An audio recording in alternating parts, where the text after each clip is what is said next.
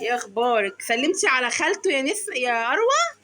عاملين ايه؟ الحمد لله. انت اللي عامله ايه؟ الحمد لله. بقول لك والنبي يا نسمه، هسيب اروى عندك بس هوصل المنشيه اجيبها حاجات ولما ارجع اخدها. ماشي ماشي. اروى ما تعمليش دوشه مع خالته. لا دي ماشي، والعبي مع عيال خالته عقبال ما اجي.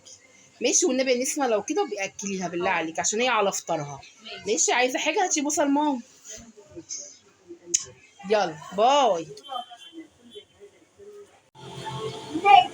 هتشيل اشرب من التلاجة روحي.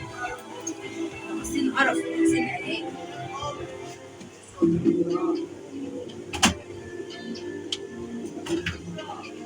لو عايزة حلوة ولا لا هتعملها. تعالي. ما اقعدش هناك كده بعيد عني، بالك لازقة فيا. في أنوار القرآن الكريم يتأكد من أحق البرامج القرآنية تقدم أقوى البرامج الإيمانية. مش عايزة حاجة تعملها لي دي اللي قاعدة دي. وأخبار الصحابة والتابعين. عايزة حاجة حلوة، انزلي يا بنتي اشتري لها حاجة حلوة يلا. قومي روحي اشتري لها حاجة حلوة. وكل ما يهم الأسرة والمجتمع في كل الميادين. قضايا النساء مع الوسطية والاحتلال.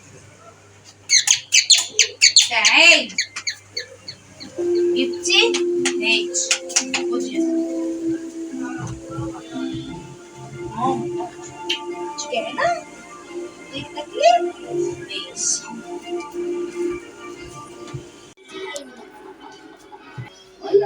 اقعدي يعني. انتي رايحة فين؟ اقعدي هنا لما نخلصها. اقعدي في الأرض. ما تلاقيش الدنيا. لما نخلص اكل ابقى اخذلك الهايفين من ايس.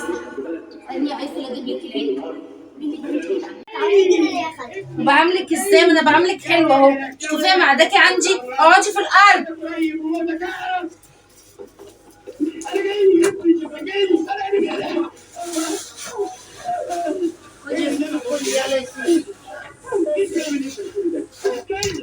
انت جعانه؟ حابه وانتي قاعده كده في الارض وكليكم ومش من مكاني.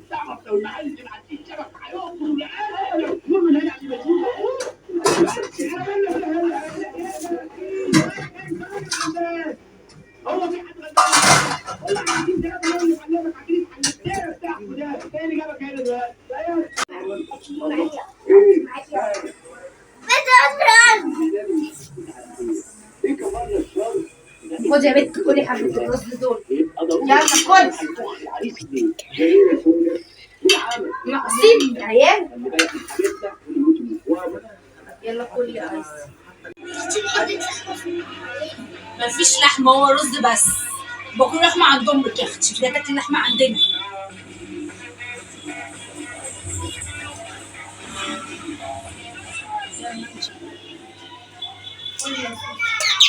مين؟ انا جيت. ايه ده؟ بنتي يا اروى، انت قاعده على الارض ليه؟ قومي لي كده. ايه ده؟ ايه ده؟ ايه يا نسمه؟ ايه ده؟ تعالي هنا.